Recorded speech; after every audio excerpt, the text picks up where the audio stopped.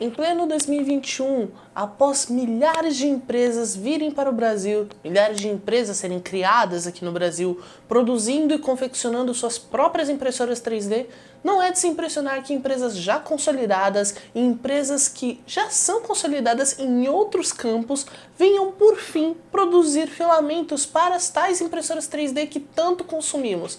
E hoje não vai ser um vídeo muito diferente. A Volt 3D, que antigamente já era conhecida por produzir suas próprias impressoras baseadas no projeto Grabber i3, por fim está no mercado agora com a sua produção de filamentos próprios. E hoje, nada mais nada menos, teremos um review sobre o PLA marrom Coca-Cola desenvolvido por eles.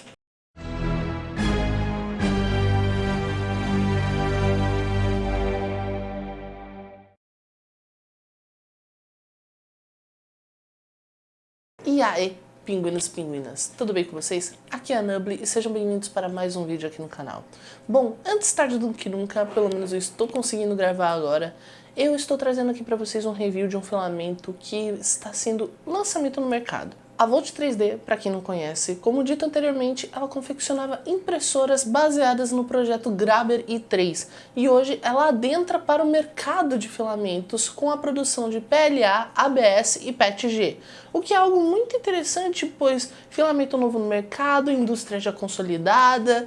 É interessante, é uma aventura e eu não posso deixar de falar sobre isso aqui para vocês. A Volt, muito obrigada, que está proporcionando este vídeo aqui, me enviou 1 kg do mais novo lançamento deles, o PLA marrom Coca-Cola. E cá eu venho trazer as minhas impressões e também um review sincero sobre este material. Será que ele realmente vale a pena? Será que ele é tudo isso que ele demonstra ser? Para quem não me conhece, muito prazer, eu sou a Nubly, eu trabalho com impressão 3D desde 2017, confecção de action figures também desde 2017. Além disso, eu sou articulista do programa Maker Hero da Felipe Flop. Caso você queira ver os meus artigos, o link vai estar aqui na descrição e no comentário fixado deste vídeo. Bom, e sem mais delongas, vamos começar então sobre as primeiras impressões que eu tive sobre este filamento.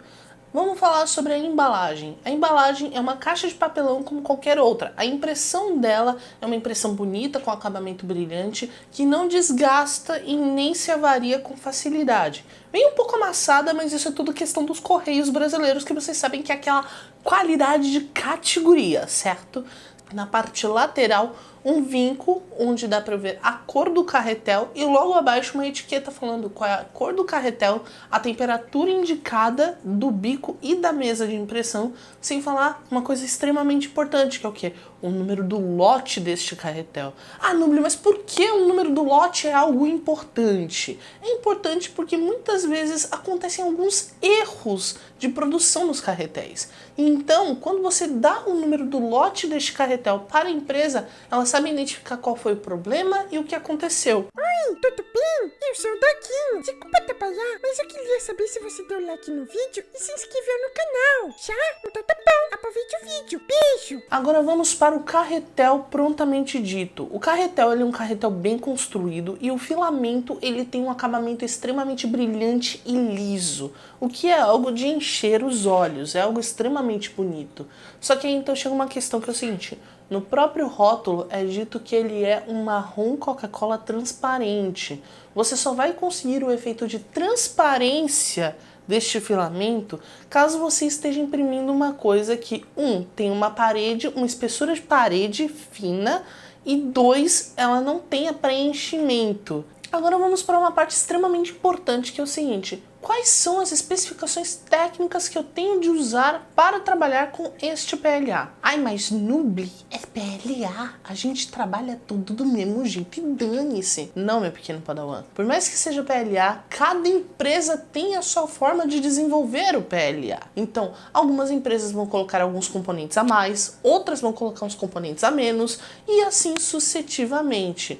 Por isso que cada empresa especifica qual é a temperatura indicada para se trabalhar com este filamento. Cada filamento é uma curva de aprendizado, até que quando você se acostuma com uma produtora de filamentos, você pega e você tem o seu preset bem definido dentro das especificações técnicas que eles mandam. Comecemos com a temperatura. A Volt ela recomenda para mesa de 60 a 80 graus e de bico de 195 a 220, o que eu acho uma temperatura um pouco alta demais. mais. Eu encontrei nos meus testes a temperatura amistosa de 200 graus para o filamento e a mesa a 60 graus. Assim, ela tem uma boa aderência, o filamento ele tem um grau de viscosidade muito bom e a impressão sai homogênea e bonita. Todas as impressões que foram feitas com este filamento foram fatiadas no Ultimaker Cura 4.9.1. O diâmetro do filamento é bom você ter uma variação de até 1.8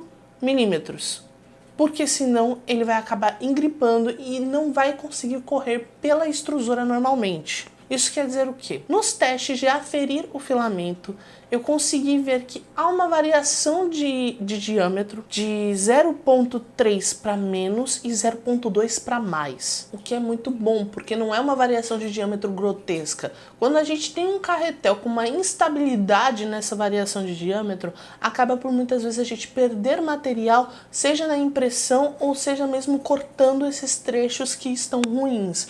Sem falar que, com a variação de diâmetro severa, isso pode acabar prejudicando o nosso conjunto de extrusão, entupindo o nosso bico e dentre outros vários problemas mecânicos que a nossa impressora pode vir a ter no futuro. Esse problema de variação de diâmetro aconteceu comigo apenas uma vez numa peça teste que eu fiz, que foi este crack. Tava eu cá tirando os suportes da peça para verificar como que estava a integridade e tudo mais, né?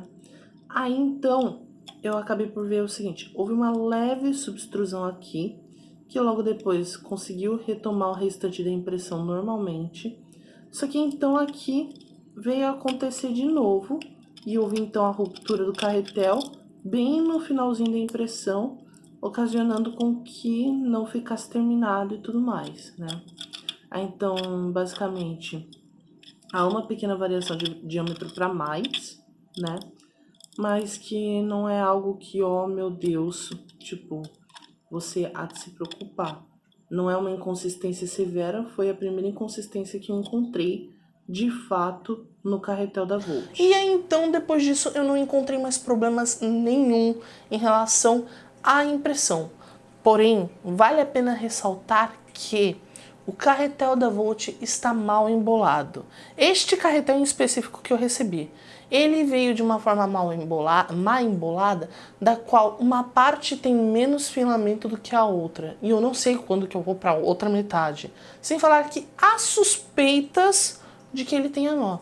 Por enquanto eu não enfrentei nenhum problema de carretel, o que é bom, mas também eu fico com um certo medo. Ou seja, eu tenho que redobrar a minha atenção para este filamento. Então, aqui a gente já terminou mais uma impressão, que foi quase o eixo total da Nugget, né, o eixo Z.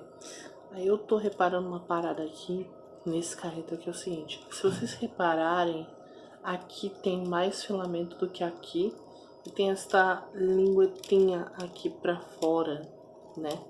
Isso é um sinal de que o carretel ele foi mal bobinado. Eu não sei qual que é a gravidade do problema, qual que é a extensão desse problema de ter um carretel mal bobinado. Eu provavelmente vou descobrir isso durante as próximas impressões com este filamento. Mas agora eu sei que eu vou ter que precisar ter uma atenção um pouco mais redobrada, porque pode haver potenciais nós dentro deste carretel por conta desta má bobinação. Sobre o comportamento do material.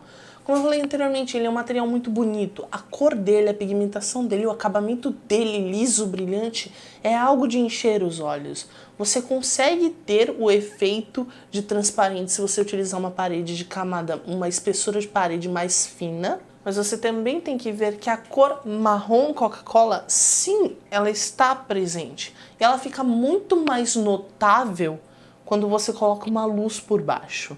Em um teste que eu fiz com um elefante em low poly, com a espessura de parede de 1.2 milímetros, quando aplicada uma luz de baixo para cima, dá o aspecto de luminária e aí então você vê bastante a cor do marrom Coca-Cola. Sabe aquele restinho de Coca-Cola que fica num copo de vidro?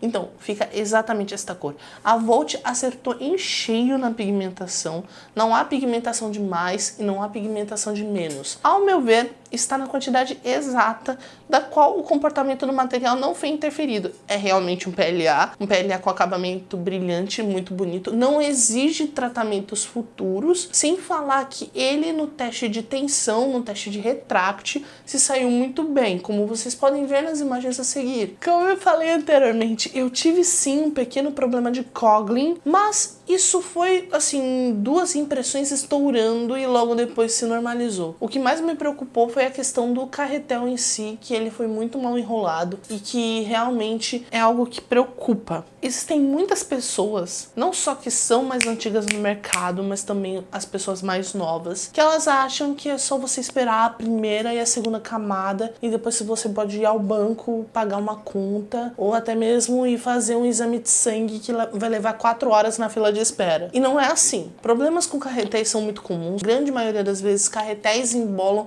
por conta do usuário em questão não saber prender a ponta do carretel. E então a gente chega naquela questão de como que eu vou pegar e deixar o carretel assim normalmente. Eu fico com essa pequena ressalva. Se a Volt tivesse tomado um pouquinho de cuidado a mais no embolar deste carretel, eu estaria bem tranquila. Mas quando eu vi, tipo, tinha umas partes mais soltas no meio do carretel e eu fui descobrindo isso conforme eu fui imprimindo. E então quando eu vi que, tipo, ele veio assim igualzinho. Quando eu vi que durante a impressão só um lado estava diminuindo e o outro estava intacto, eu falei,